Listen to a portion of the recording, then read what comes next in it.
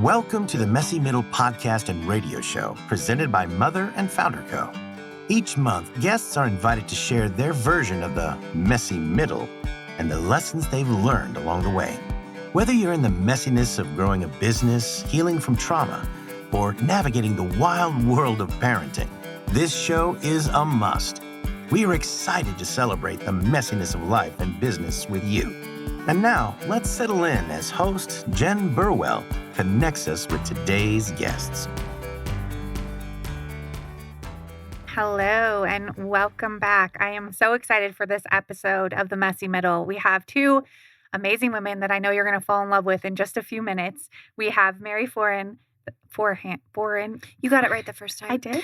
Really, I don't use my last name a whole lot. A lot of people know me as Mary Frances. So you can go with that. Okay, good. Thank you. It's a middle name thing. I'm like, I don't think I've ever heard your middle name or your last name, but I'm CEO of Girls Mentorship and Jill Petersen, CPO of Girls Mentorship. So welcome, ladies. I am so excited to have you.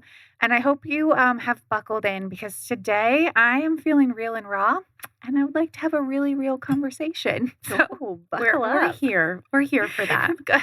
And you're here for me. So I appreciate that. So I always like to start the show with just a little bit of background and we'll dig in a little bit, but just tell the audience who you are, where you come from, how'd you get here in just a few minutes. A little bit about that. Okay, well, I'll start. Sure. My name is Mary Frances. I'm hailing from Omaha, Nebraska. I was raised in Colorado Springs, Colorado, which is a fun piece of our story because we're both from Colorado, though we both met in Arizona. There's a lot there. Yeah. I'm a previous gym owner. I worked with Jill at Lululemon. That's how we met. Over quarantine, we had the immense pleasure of spending a lot of time together. Maybe several bottles of champagne later, we came up with this idea of Girls Mentorship. And now we're sitting here with you. That is amazing. I feel like you did fast forward through a lot of parts. Which we'll get into. We can always go back. We can, absolutely. But I love that. I love that, coming together where, so many people we were feeling disconnected. You guys came together through the pandemic and created something really powerful, which I'm really excited to talk about that too today. Yeah. All right, Jill, tell us about you. Oh, where do I begin? Well, in 1986, I was born. I'm born and raised from Colorado, a small town called Pueblo. So a lot of people are like, why would you leave Colorado? I'm like, well, I grew up kind of like in New Mexico. And I always, growing up, knew that I had more in me. I was definitely a big fish in a little pond. So, of course, my best friend in high school invited me to come to Arizona because she was checking out Arizona State University. So as a junior in high school, we had plans to come to Arizona for spring break, and never in a million years did I ever have Arizona on my radar. But I remember stepping off the plane and getting hit with like the heat wave, the oven. And I just in that moment felt like I belonged. I'm like, this is my place. So came here when I was 17 and I haven't left. So went to ASU, got married shortly after I graduated, which is funny because, Mary and I have stories upon stories about relationships and boys. And I think that's why we make really good mentors for girls because oh my goodness, we can go on and on. May have been a little buck wild. So my husband is from here and now we're rooted here. I have 2 kids. I'm a mom of 2 boys. And the story of me really feels like it started here in Arizona. And now, it's very cool to now say that Mary and I have started something so beautiful. And the connection of the 2 of us, when we kind of piece our stories together, just like the little nuances, like that she's from Colorado, I'm from Colorado, it was all meant to be. Yeah, absolutely. I was explaining who you guys were to somebody the other day, and I was like, well, yes, they're 2 people, but really they're like one person. Like Siamese molded into one person. And that just the connection that the 2 of you have and the energy. I was watching you guys speak on many occasions and just the way that you guys play off of each other. I know you spend a tremendous amount of time together, but just like that energy, like you really do complement each other. And So take me back to like when you guys first met and like how, was it like instantaneously? Like you guys knew you were. No. Yeah. It's not like I disliked her. She disliked me, but she I hope not. I was her boss. She was my boss at Lululemon. So she was a regional manager at Lululemon and came back to the store level. Yeah. So the Scottsdale quarter, Lululemon, shout out to our OG team. She had just come back to manage that store and they had just moved into a big new storefront. So it was kind of a big undertaking. And it was 2016, I believe. I was coming on for a seasonal position because I owned a CrossFit gym at the time. So I needed just a little something else to do with my time and to make a few extra dollars, maybe pad my wardrobe with some, appropriate clothing for the gym. Yeah. And their interview process is long. Jill was my final interview after I think like 3 other interviews. So they take it serious. And the funny part is this is literally the best part. We're sitting down at the quarter and she's asking me questions, and right past my line of view, right behind me, an old lady falls down the stairs. Yes. Oh no. And mid-question, I just jump up out of my chair and I run over to this lady and I help her up, and she's super embarrassed and doesn't want my help. And Jill is right on my heels. And I look at Jill after this lady dusts herself off and, walks away. And I go, "Did you plant that?" I was like, was that Ashton Kutcher? This was part of the test to hire you. Are you a good person no matter what? Did you stay seated or not? Exactly. Yeah, totally. So I think the bond was formed obviously through that. I respected her hugely as my boss because that's hard to run a store of in upwards of 70, 80 people and have it flow. And we got to know one another through that. I think where we really connected was when Jill actually left Lululemon. Yeah. So you take that part of the story away. I'm happy to jump in because I loved what I did. There was something on my heart, though, that I knew that I was called to do more. And I just wasn't sure what that more was, but I kept putting myself in like women's conferences and I was doing all of these things, and something kept like that little whisper was like, psst, like, "Hey, I think it's time for you." Even though I loved my team, I loved my job, I loved what I was doing, there was no unhappiness. And I remember I went to an event with Mary, and she was actually speaking on a panel, and our girlfriend was the one who was throwing it. And I just remember being so inspired in that setting that I looked at, there was about 5 people who came from the store to this event. And I looked at all of them and I was like, I'm quitting by the end of the year. And all of them were like, what? I wore the identity of store manager in Lululemon so proudly that I don't think anyone would have ever seen that coming. Yeah. So to kind of make a very bold statement like that, people were like, "No way, is she serious?" And come to find out, from there, I was like, well, shoot, it's out there. And everyone was supportive. My boss, like we did an exit strategy and my team was on board. And then I left, but I also felt like I left a piece of me that was so much built at Lululemon. I didn't have community anymore. And I would go and have, coffee with girlfriends that still worked there, but I had nothing. I mean, what was I going to talk about? Like, I'm not running a team anymore. I don't know your problems of that customer calling into corporate. And, it was just like, well, I'm trying to figure out what I'm doing now. And I was looking for that community. So the nice thing about Mary was I had no idea that she was plugged in to a different community, one that I was searching for.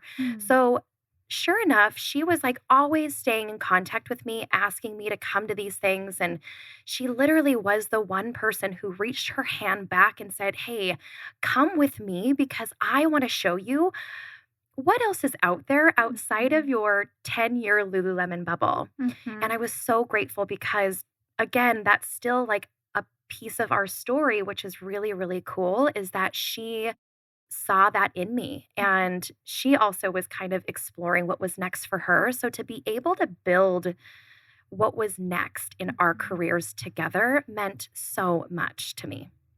That's so awesome. It's interesting I don't know if interesting is the right word, but like how people show up when you need them in different places, right? So you created that space, you closed that door. When you said like, I'm quitting, did you talk to anyone before you made that statement, or just kind of came out? I didn't talk to my husband.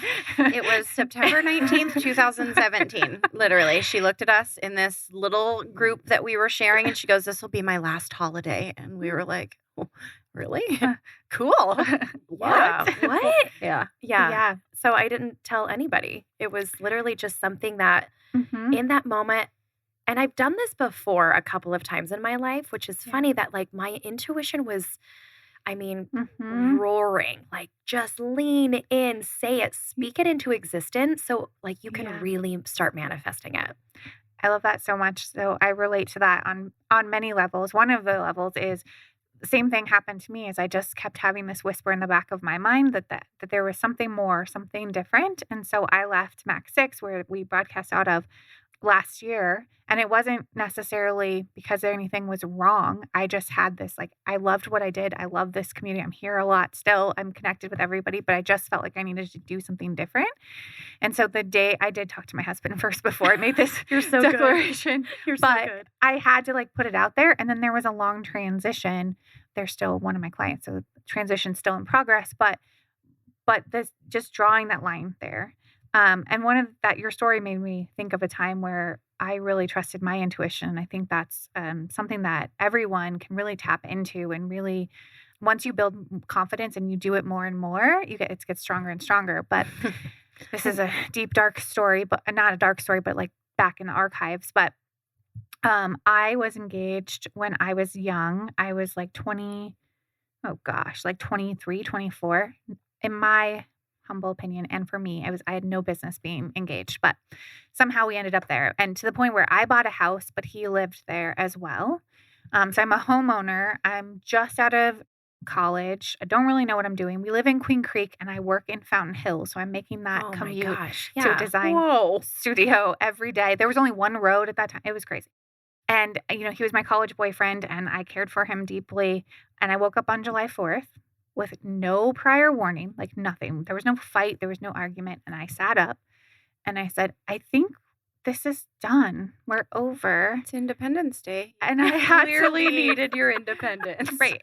I think there was a country song. There really was. I was in Queen Creek. Martina McBride. There was a country song. Martina. But I never looked back. Like and it was in that moment that my intuition told me, I don't know that I recommend this for everyone, but I was like roaring. Like there was nothing I could do. Yes. Right. That was the point of my story. 100%. Like nothing you can do. Exactly. There wasn't, and I knew when I made that, I felt like I blurted it out. And then I was like, oh my gosh, what did I say? Mm-hmm. There was no prior warning besides me being like, I'm really good at some things, like I have this skill set. So it's interesting, just like timing. Right. Timing. And those critical decisions, if we decide to listen to them, can change the course of our lives. Absolutely. It's that gut feeling, right? Exactly. It's not just hunger. You're not just needing to eat lunch. It's something you should probably tune into. Well, and I think like this is something that we teach our girls too, is like your comfort zones. There's 3 different levels of comfort, and that like the comfort, there's one called comfort zone. The next one is risk. Like your risk zone, and then the outer piece is reckless. Mm-hmm. So that risk zone is the one that could be really positive, it could be negative, and sometimes we stay stuck because we don't want to kind of cross the line of fear or of like the unknown because it's too scary. Right. And then you play safe a lot of times. And then you wake up 20 years later wondering, well, I didn't even love him 20 years ago. And now I'm married to the guy. I have all these kids and all the things. And so, it was, I always think back to that when I do get to fear. And for me, it's when I'm listening to myself and there's not a lot of thinking going on, right? This isn't a thinking process always. To really just know that, to trust myself. And I go back to that experience, like that I survived, right? I lived. It was, if I would go back, I'd probably do it a little bit nicer and a little different things, but I survived. He survived. We're both better for it. And now, however many years ago, we're able to come together and acknowledge that like that was a good choice for both of us. Yeah. So here's a question that I get asked a lot, and I'm interested in your guys' perspective is, it's not a real secret that I came from a very dysfunctional childhood. It was overcame a lot of different things. And You too? yes. You might know where I'm going with this. Yeah. So the question that I get now is, oh my gosh, if they hear any piece of my story, you're so normal. Like, how did that happen? And so the point of this podcast is to have real conversations, to know that like this isn't just the glossy pictures and the social media feeds that you see. Like, life happens and it can be beautiful and it can be messy and it can be hard, but we can choose to show up how we want every single day. But it's like giving people those tools and like, how did we do that? So for either of you, how did you get to where you are today, given things that you've had to overcome in your past? And feel free to share as little or as much as you want, but just think about the tools that kind of helped you along your journey. Kind of what Jill shared around like that voice, that still small voice that's like, you're meant for more, you're meant for more. I am not a complacent person. I do not settle. I get really restless pretty easily. So I think that is something that's played into my story a lot, because something that we train on or are able to train on is what's called ACEs. So adverse childhood experiences, right? And there's 8 of those. It's a parent was incarcerated. There's drugs, there's alcohol, there was a death, there's divorce, abuse, mental illness in your family. And I think I rack up a grand total of all 8, which is cool. I won that score. But basically, if the more you have, the further and further you are behind the 8 ball, the more likely you are to end up in that way, either incarcerated or with a drug issue, unemployable, all of those stats, right? And it's like, I did overcome that, and that's really cool. I'm super proud of myself. But how I did it didn't seem any different than how I would normally live my life, right? It's that piece of constantly wanting to strive for more. I think my parents were such great examples for me of 2 people that I desperately didn't want to be. So that's not to say that there's anything wrong with my mom or wrong with my dad, but they gave me examples of ways of being that I never wanted to be realistically. So it's like seeing them as my example and running the complete opposite direction was how I think I overcame, right? And that's not to say I didn't massively fuck up there a ton in the middle, right? Yeah. So we're talking about that messy piece. I didn't know that I got in my own way. I didn't know that I had a victim mentality. I didn't know that I was the one who was constantly screwing up my life, right? It's that Scooby-Doo episode where they take the mask off and it's like, oh, it's you. I took the mask off and it was me. It was like the mirror, right? It was like, oh, you've been the one messing up this entire time. So I think somewhere in my mid-20s, it was that like sheer panic of, holy shit, I did this. Personal responsibility 101. Yeah. You have to take responsibility for every decision in your life, where you got to, how you got there, why you're there. That's on you. Yes, of course, there's certain circumstances as to why somebody did something or something happened, but you have control over your attitude and your effort in those situations. And it was something like a light bulb moment that went off for me that said, I want more for myself. I need better for myself. And if I want to continue to go in the opposite direction of how I was raised, I'm going to have to put the work in. And that's not easy. And I think that's what a lot of people shy away from and why the cycle continues. Generational curses aren't broken, because when you look in that mirror and you see the mountain of work that you have to do in order to overcome it, it's like, you know what, I'm just going to go take a nap. This seems easier in the moment than actually facing the shit, because it's a lot. It can be really confronting. You might have to go to therapy. You might have to spend a lot of money on your mental health. But man, it's worth it. What's on the other side of that mountain is probably another mountain, but you're better equipped to climb that sucker after going through the initial like overhaul phase of, holy moly, I had to get rid of the girl who was sabotaging me in order to be the girl who was ready to take on the next peak and the next peak and the next peak. Yeah. So I don't know if that was super specific, but to me, like, it was just not settling. I could not settle. I couldn't see myself in that relationship where maybe there was abuse, because that's what I grew up with. I couldn't see just being, scared and timid my whole life, because that's how my mom wound up being. And it was like, no, there's a big bad world out there for me, and I'm ready to take it on. That's awesome. I love all of that. And I love the point of like, sometimes people, and even clients that I work with, they think that once they summit that peak, then it's like smooth sailing and I've arrived. I'm done. I've checked that box.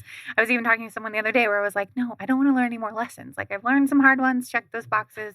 Thank you, universe. I'm done. And that's just not how it works. And so I think having that mentality of just not settling and coming to like that vision of what you want for your life, which that's a really great segue into the work that you guys do. So tell me a little bit more about Girls Mentorship and what you do. And do you accept 38-year-olds? Yes. Well, and it's funny that you bring that up. Like people don't want any more lessons, but what do people pray for? They pray for strength and patience and courage and, ways to make a difference, freedom. Jill and I separately and alike have prayed for this business on multiple occasions. Did we know what form it was going to come in?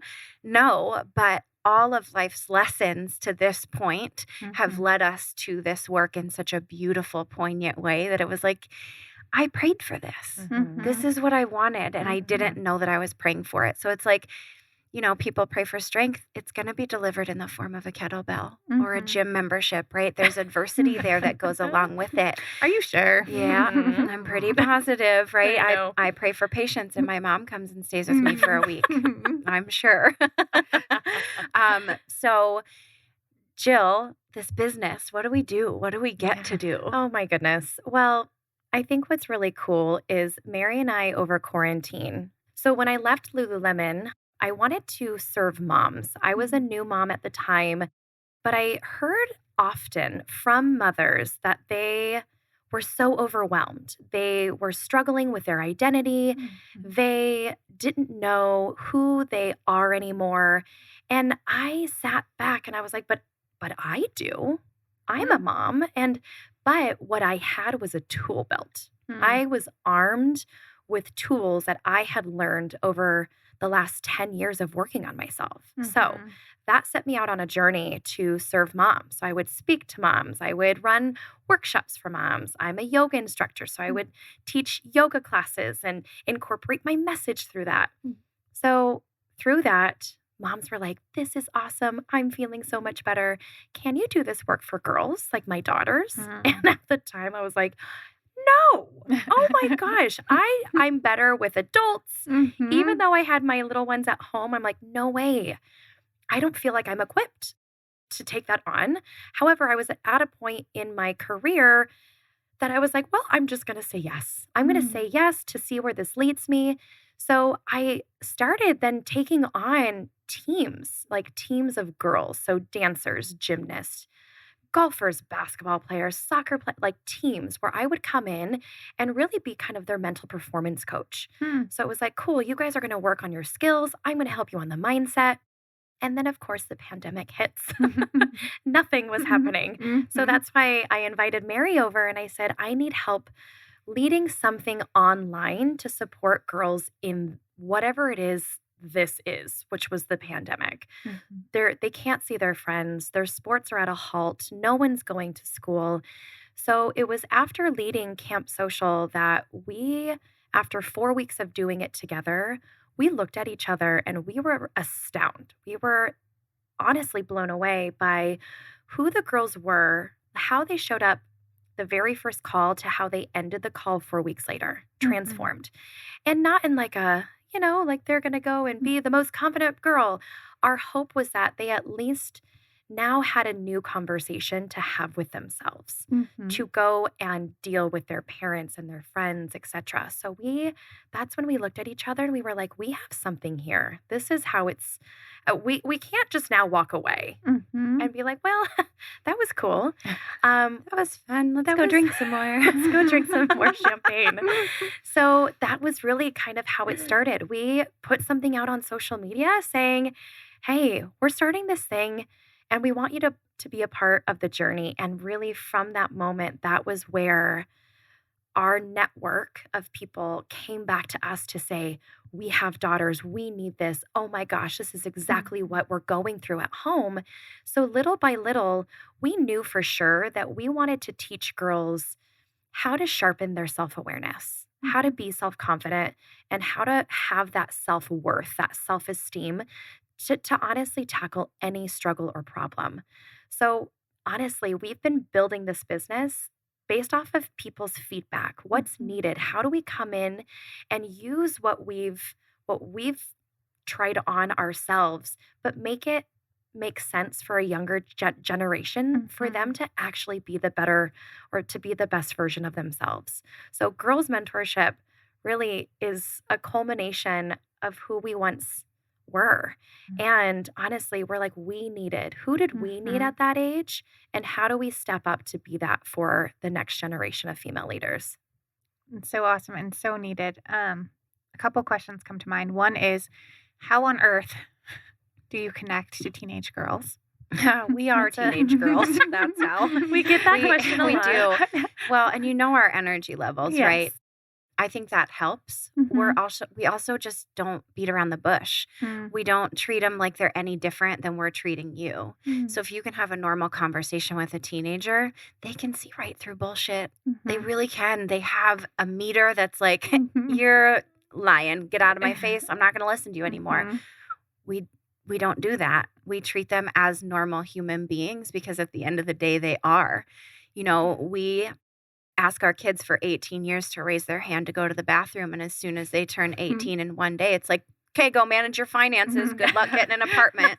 Good luck with your taxes. Yeah, How do we treat a relationship with somebody who only has 18 years to live and grow as if they're already an adult so we can set them up for the most success possible? So, you know, we've had a couple of difficult teenagers, tweens. Yes, there is an age where I think every teen does the massive eye roll, regardless of who you are and what you say. And that's okay. We don't take that personally because we know what we're saying is still getting ingrained in their brain in some way, shape, or form. And it's going to pop up for them 5 years down the road, 6 years down the road to be like, yo, I was going to these workshops with these two crazy ladies called Mary and Jill, and they said something about this. I have a tool for that. Yeah. Regardless of if they know that they were showing up in that way or not, we planted a seed. Yeah, absolutely. So what are you guys seeing in the last year or so? Because I keep reading all these studies and hearing all the things about how the pandemic has impacted our teenagers. Probably, I don't know if it's the most, but significantly. It is significant. Yeah, so what are you seeing with the girls? What are you seeing some commonalities or have you made some observations? Yeah. I was going to say first, what comes to mind for me that I want to share is their social skills. They have no idea how to really develop and cultivate peer relationships that are meaningful. So a lot of their time is spent on a phone. And then when they try to hang out in person, they're like, they don't have the tools to connect. I have no idea how to actually be her friend.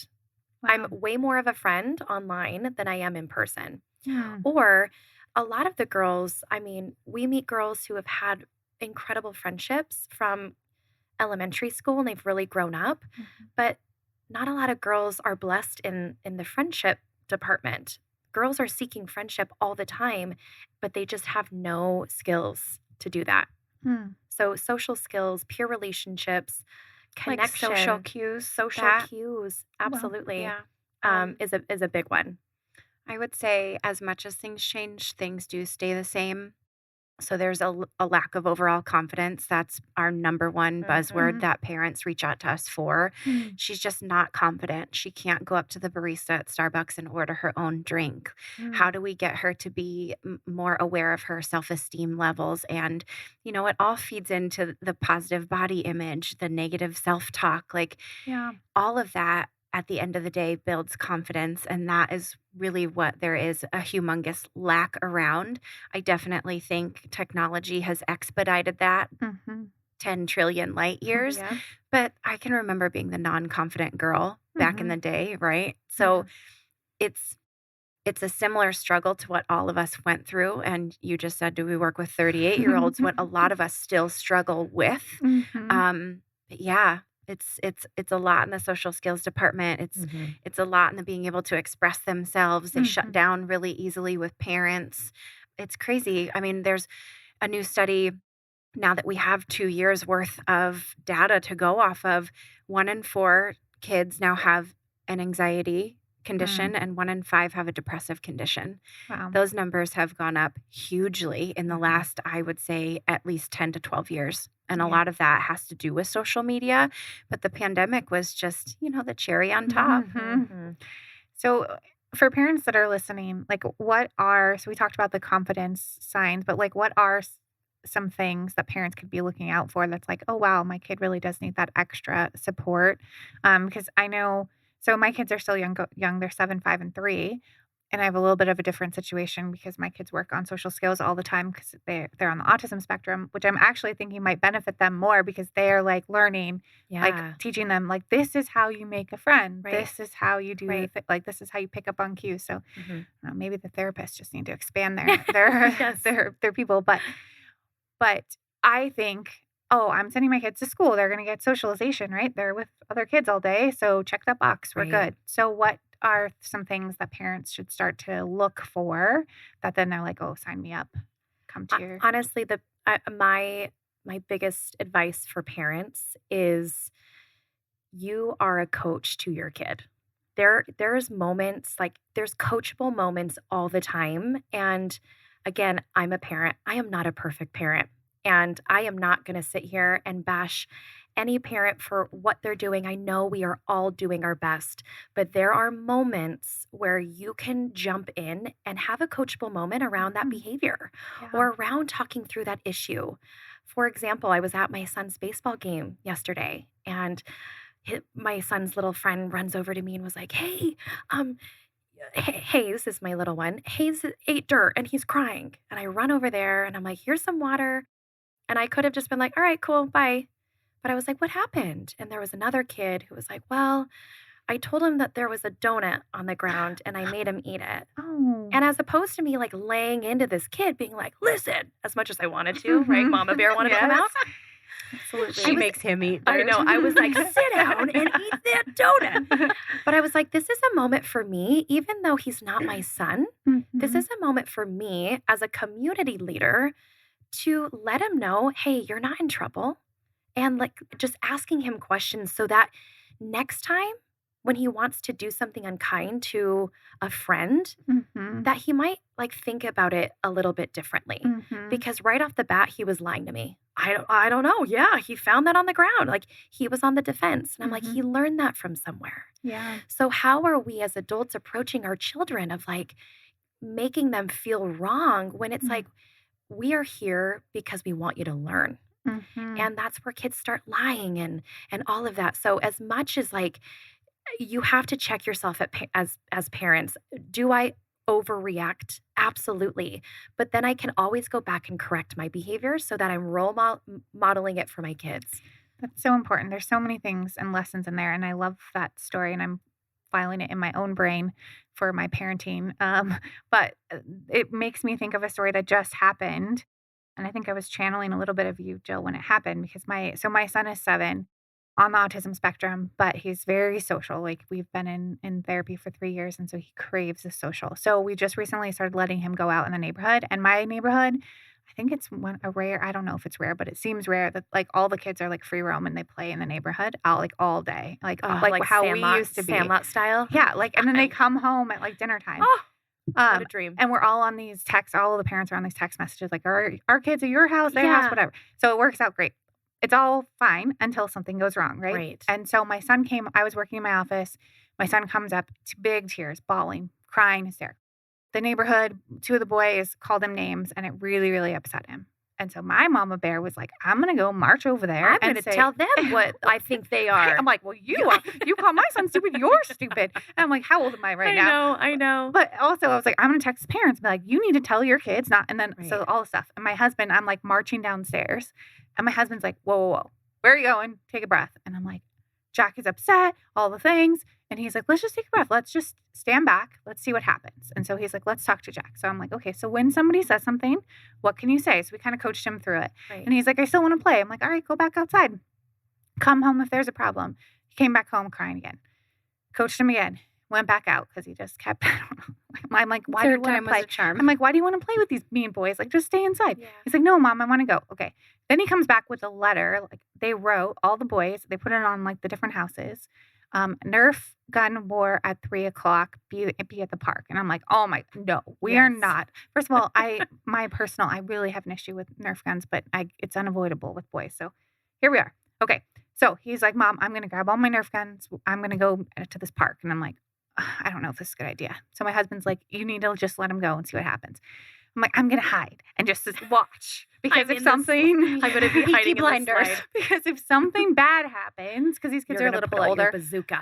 Yeah, baby. I'm gonna the mother of Nerf. I'm gonna take some water balloons and dump. I don't know. Yes. Okay, so we go to the park and I'm like kind of watching these boys. They line up. They assign teams, and they were like mixed groups. So some of the boys who are warring are now allies. They're on the same team. They draw a line. They have this epic, and my son calls it epic. Nerf war for, I don't know, 15 minutes. Then they drop their Nerf guns. They pick up all the bullets because that's another big pet peeve. They pick them all up. They give each other hugs. They tell each other they were sorry for calling each other names, and then they're friends again. And so the lesson for me there is if I were to jump in the middle, like that would have got real messed up, and then the parents would have.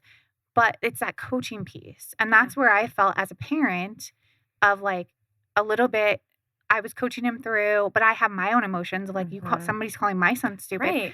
So I guess all I'm saying is this could have a reverse effect of like the girls come back with their skills, which then kind of shows the parents. And it's like that reminds us what we do know. Right. Oh God, we get that feedback all the time. Really? Yeah, there's some sessions where we'll let parents sit in with us, just as a fly on the wall or just to be able to take the information home with them. I think the youngest girls we've had individual coaching sessions with were 10-year-old twins. So we thought it best for the mom to sit in so we could have that sharing of information. They were kind of at an age where they weren't too fearful of sharing that mom was there. And she just, there was so many times where she looked at us through sessions and she was like, man, I don't even practice this for myself, right? So when you say, is it okay for a 38-year-old to come? Yes. All of the lessons that we're teaching are not just for girls, teens and tweens. Yeah. Yes, we work with girls who are, 8 to 18, but it's so applicable to every age range because it's a basic human beingness, right? Well, and the goal, honestly, as much as I'm sitting here being like, all right, parents, coach approach with your kids. Sometimes parents don't even have the awareness. Right. They don't even see it. So I think like some of the hardest conversations that we have to have with parents is like holding up that mirror where they're like, fix my daughter. Like we're like, you are the one that needs to be fixed. I know. So that is the question. Like there's so much self-work that needs to happen, right? Because as a parent, at least my experience is like every insecurity, doubt comes out and is magnified as when you have children. So like, how do you have that conversation with a parent who potentially may lack the self-awareness that there's some work to do? It's just open, honest conversation. We deliver it in the most loving way, of course, but we know if that girl is going to stand the chance of being her brightest self and growing up without those expectations, without those projections, that mom and dad have to know that they're part of the problem. So it's like we get girls who have negative self-talk to boot, and they're like, she's got great friends, great positive environment. She's got so many outlets. I just don't understand what's wrong. Well, come to find out, mom has the most negative self-talk, the worst mindset. And it's like, constantly is picking at her body. Where does she get it from? Well, I don't know. School, the internet. It's like, she spends the most time with you. And I know you don't want to hear us say this, but it's out of love. You need to work on your self-talk. You need to work on your positive body image. You need to work on what's coming out of your mouth because monkey see, monkey do. It's not monkey see, monkey say, monkey do. You could tell her all day long and she's not going to pick up on that because you're saying something completely opposite. So if your words don't match your actions as a parent, your child's going to think you're a liar. Not outrightly. They're not going to be like, Mom and Dad's a big fat liar. Subconsciously, that is what they're going to garner from you, So it's like, check yourself. What was it, the prophet Ice Cube? He said, check yourself before you wreck yourself. It's definitely a prophet. Definitely. Yeah. So yes, that is difficult because we're in this world of personal growth and development. So we think everyone is involved in it. And the fact of the matter is that's just not true. It's 10% of people realistically that have the wherewithal and the awareness to invest in themselves, to put themselves at the top of that list, to say, I'm the most important. And when my cup is full, everybody gets what's coming out of that cup. So I think it's just a constant reminder of it's okay to, cut out of work a half an hour early to read that personal growth and development book. It's okay to spend the money on a Tony Robbins conference. It's okay to go to the gym for self-care. Like there needs to be that reminder that it's absolutely okay. And I know a lot of people listening might be like, well, sounds nice. Okay, that goes back to the personal responsibility. I've made the time for it because it's important to me. You will find time for it if it's important to you. But if you keep shoving it on that back burner, your kids will be a product of that back burner. Oh my gosh, so much knowledge. I feel like you're a prophet yourself. But you just made me think she is a saint in the Catholic religion. My name is Mary Sister. Frances. Oh, you put a sister in front of it. You made me think of something that I always use with the switch of like when people say, I don't have time for that, switch it to, I'm sure you guys already know this. It's not a priority for me right now, and see how that feels. That's just not important to me right now. Myself is not important to me right now. Oh, and then you hear yourself And saying you're that, like, and you're like, oh, that's gross. actually, I am important. But you guys just made me realize something that I've haven't thought of before, and I've been in therapy for a long 20 years. So my mom would tell me nonstop, you are beautiful. You're the most beautiful girl in the world, like constantly. Like you are so beautiful. You could all the time. I never believed her, not once. And then I started getting angry, and I started feeling like she was lying to me and I couldn't trust her. And I've never made the connection, because I had no real reason to not believe that statement.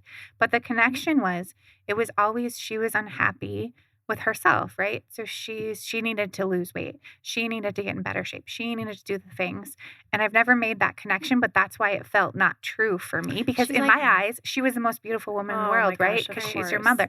So I have a little daughter who's 3, and I literally, this is great awareness for me. Thanks for the therapy session. But I'm literally in the mirror, like, fixing all the things, doing all the stuff. And then I turn to her and I'm like, oh my gosh, you're so cute. And just the way you are, you're beautiful. Right. And you're like, but I'm God, like, this pimple on my face. So that it is, I always think, and it's interesting, I think about it, I'm conscious of it when I say something around my daughter, but I need to be much more conscious around my boys, right? Because it's not just a girl. It's not, issue. and that's people make a big misgeneralization with that. Well, it's and like then girls we overlook struggle. the boys. We do. Right. Girls we're like, struggle oh, with they're body fine. image. Girls struggle with negative self-talk. Girls struggle with bullying and backstabbing and cattiness. No, the numbers, the statistics are very clear. It's about a 50-50 I was cut. gonna say it is But equal. what we've done as a society is say, toughen up.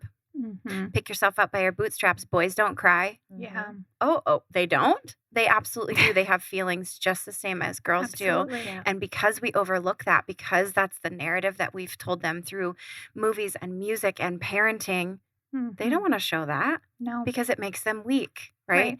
They are ashamed and embarrassed of their feelings. So they hide it. And then, things come out, they manifest themselves. So it's a 50-50 split. Yeah, it's such a great realization. So before we run out of time, because we have about 15 minutes left, I want to get to the big thing that you guys have been working on. I have been following your summer camp this summer, and I laughed. Are you coming? Yes. From the ages of 10 to 14 to 38. Just me. I'll just be the awkward lady in the background. And I was laughing because my business partner and I are doing a retreat for adults.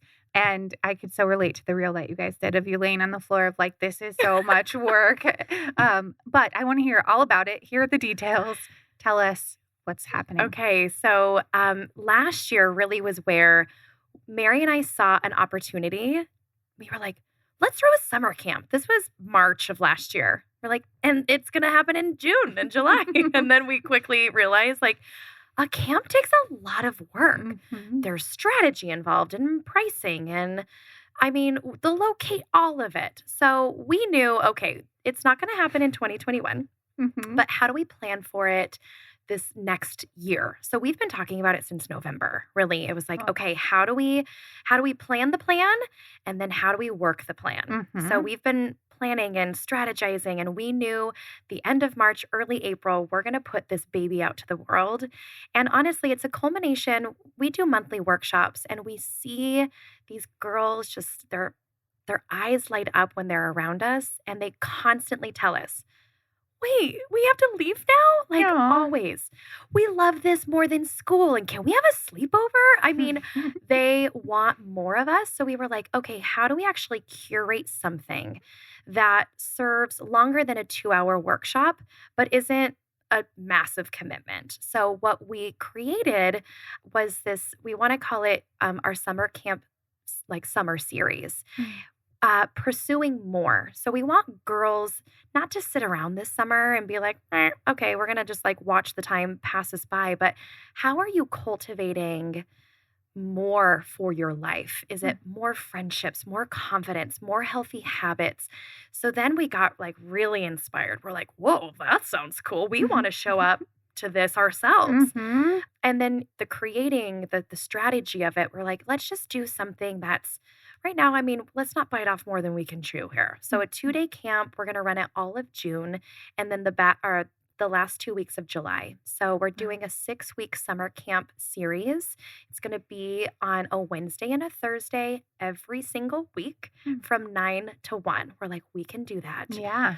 And we want it, in order for parents to be like, yes, this is what we want our daughters to be a part of, because it's 6 weeks long, we wanted it to be really clear in our messaging that every week we're going to be focusing on something different.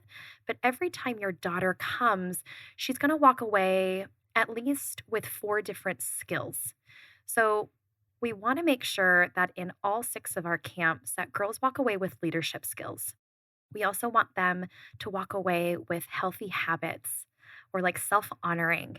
So how are we incorporating mindfulness or presence or teaching them something that will help them then go practice that in their life? The third thing is that peer and social relationship. How are we making sure that in this camp, girls are working together, that we're not like forcing anything on them, but we're like, hey, you guys need to be friends here.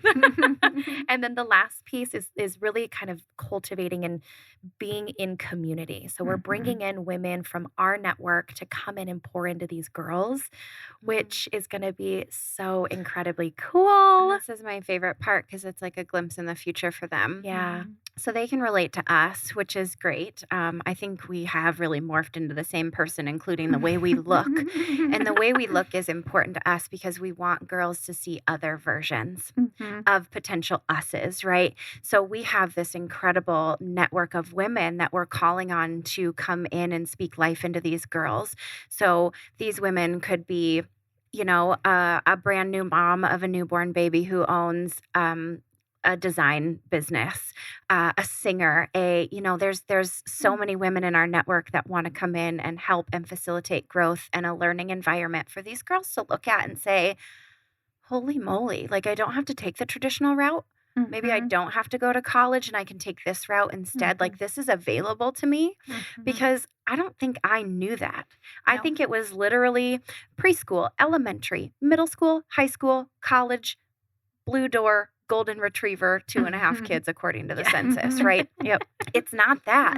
It's not cut and dry anymore. We have all of these opportunities to go out and change the world, especially now with technology at our fingertips. And it's going to be so fun to bring other examples of really strong, amazing women into this room for these girls to find themselves in. Because maybe they don't relate to Jill and I on that level, but they see a speaker we bring in and that speaker looks like her or speaks to her soul in a way that says, whoa, I didn't know I was passionate about that, but that makes sense now. And I want to go home and hone in on that. I want to follow that nudge and see where it takes me. Well, and I think a lot of times as parents, again, no knock on parents, but like truly your children's gifts are right in front of you.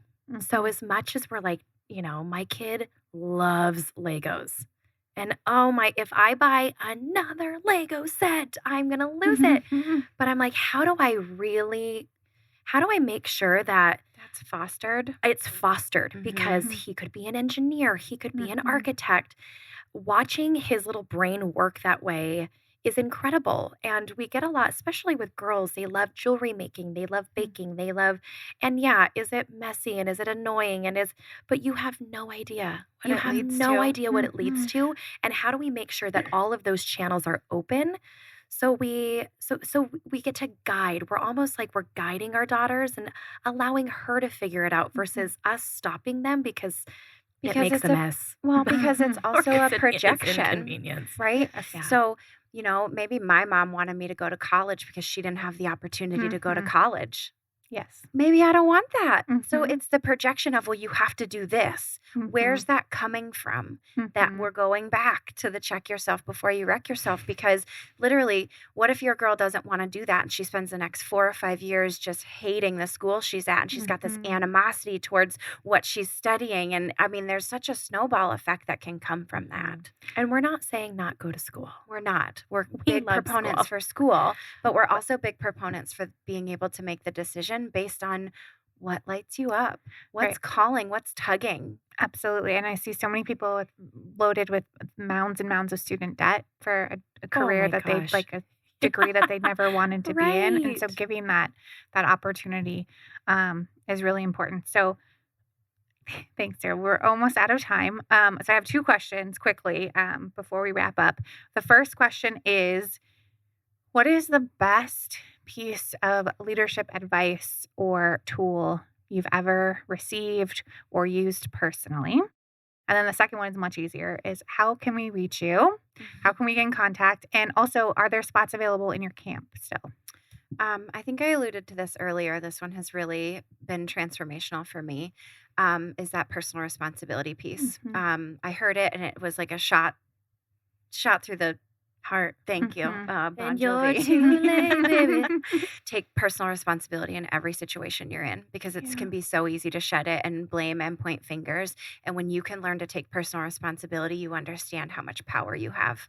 You understand how much power you have over yourself and what happens in your future, but you also understand how much power you have to lead a group. For me, I love that. Personal responsibility is a big one for me. I'm going to go a different route by saying understanding facts versus stories. When I got really clear on, sometimes I would tell myself stories and I believed them to be truth. And that's when I got, oof, man, that was a lot of undoing. So really being able to look at situations, black and white, and taking it for Subjective face versus value. objective. Exactly. And a lot of times we see that with our children. Girls are so in their head about things. And when we can start to really help them know the difference between, hey, are you telling yourself a story or is this actually true? That's when they're like, whoa, okay, cool. Thanks for that. So that would be my biggest leadership advice. As far as where to find us, Yes. we are big on Instagram, as well as our website. So same name, it's at Girls Mentorship, and it's spelled normally. There's no Y's, there's no Z's. It's GirlsMentorship.com, or on Instagram the same, right? And yes, we just launched summer camp earlier this week. So we do have spots to fill. We have 6 different sessions to choose from. Go to our website, check out the language, what speaks to you, where you think your daughter needs to grow, and sign her up. It's such a low barrier of entry. It's such a low commitment, and the value is going to be immense. So our goal is to have at least 300 girls go through this camp. Wow. So our request to the listeners is help us get those booties in the chairs. Because it only benefits us as a society to have these girls understand these skills, because these girls are going to grow up and be employees and in relationships and leaders of this country. We want them to understand self, have confidence, have leadership skills, understand how to communicate. It benefits everyone. Absolutely. And so remind me of the ages, 8 to 14. Is that what you said? We're saying 10 to 10 to 13, but 13. that's recommended. If you have an 8 or a 9-year-old at home and you feel like she will be just fine in 2 days of communication with us, send her. Okay. And same on the other end. If you have a 14 or 15-year-old at home and you feel like this would benefit them, send them, bring them to camp, let them be in the room with us, because they will walk away with valuable skills. Absolutely. And do yourself a favor and really Oh, are there volunteers needed? Is that the question? Oh, do you need any volunteers? We do need volunteers, and we are going to put out a call for that here in the next couple weeks. That reel you saw of us laying on the ground, there was a lot going on there, but we still have a lot more to do. Yeah. So we will be looking for volunteers. We'll be looking for sponsorship. So companies that want to come in and do a little bit more of a philanthropical piece in this and sponsor girls to come in or help us with a monetary donation to make this really happen. Yes to all the things. We are not meant to do this alone. We don't want to do this alone. And we want girls to see that if you have something on your heart to put out there, that other people will come alongside you and support that mission to make it happen. Absolutely. And everyone who's listening, do yourself a favor, really follow them on Instagram, because not only are you guys incredibly entertaining, you provide so much knowledge and just help me again in preparing for teenage. I see it in my 7-year-old already, but just so many skills and just everything that you bring with so much heart and passion, and it really comes through. So make sure to connect with Jill and Mary. And thank you guys both for being on the show. We appreciate it. This was so fun. Thank you. So fun. Thank you. Mm-hmm. You have been listening to the Messy Middle podcast and radio show, presented by Mother and Founder Co. We hope you have found a few pieces of wisdom to help you navigate your own messy middle. Be sure to subscribe to The Messy Middle on your favorite podcast platform and follow Jen Burwell and Mother and Founder Co. on Instagram. Remember, beginnings are usually scary and endings can sometimes be sad, but it's the middle that counts the most. Until next time, stay curious, kind, and messy.